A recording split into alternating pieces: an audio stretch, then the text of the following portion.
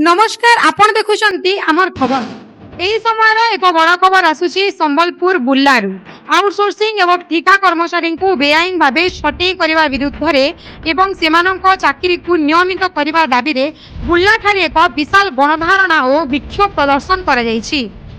पश्चिम ओडिशा विद्युत श्रमिक कर्मचारी एकता मंचर आह्वान दे आयोजित एक मिलित आंदोलन रे हजार हजार संख्यार विद्युत श्रमिक और कर्मचारी सामिल होइछंती।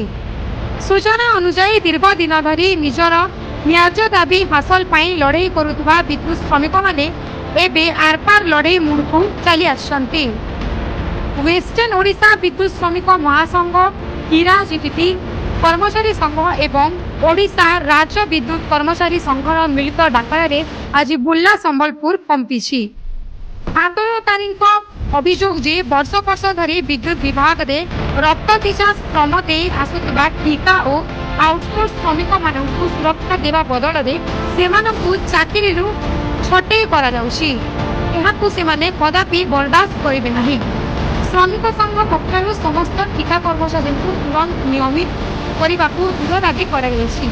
आज विशाल समावेश में हजार हजार श्रमिक उपस्थित रही सरकार कर्तृपक्ष विरोध में बरसत करने चेतावनी देते जदि दाबी पूर्ण न हुए तेज आगामी दिन में यह आंदोलन आहरी उग्र रूप धारण कर।